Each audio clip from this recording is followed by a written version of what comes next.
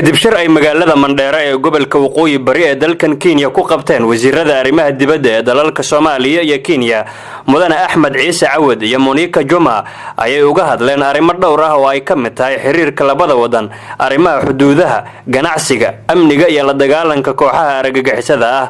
shirka ayaa yimid kadib casuumaad ay wasiirka arrimaha dibadda ee Kenya kol hore u fidisay wasiirka arrimaha dibadda ee Soomaaliya kaas oo la xiriiray in la sameeyo guddi isku dhaf ah oo ka socda labada wadan kana shaqeeya dhameystirka arrimaha cilaaqaadka labada dal. wasiirka arrimaha dibadda ee Kenya Monica Juma ayaa ka hadlaysa muhiimadda shirka.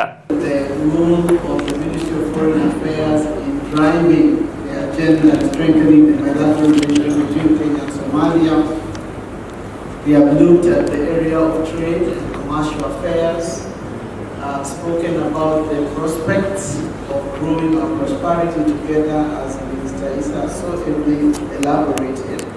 But we have also spoken about the area of growing the people-to-people cooperation through various areas of cooperation, including health. dhankiisana wasiirka arrimaha dibadda ee Soomaaliya mudane Axmed Ciise Cawad oo shirka kadib la hadlay warbaahinta ayaa dawladda Kenya uga mahadceliyay wada shaqaynta ay u muujisay dawladda Soomaaliya isagoo xusay muhiimadda shirka. waxaan u nimid in aanu soo booqano magaalada tan Mandheera oo midaysa oo calaamad u ah soo dhawaanshaha sii koreeya ee dalka Soomaaliya ee dalka Kenya.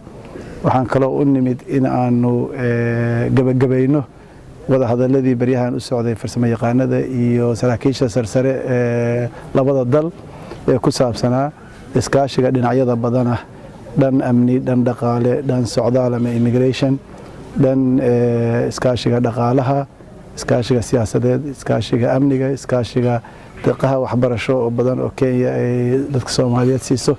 waxyaabahaas ayaanu oo laga wada hadlay ayaanu maanta ahayd in la soo gabagabeeyo oo aniga iyo wasiirada Kenya arrimaha dibadda aanu soo gabagabayno.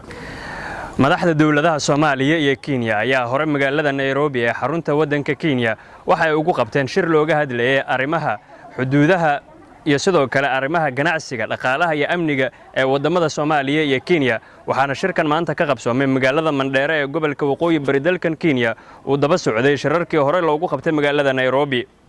Umar Caaqil, SNTV, Mandheera.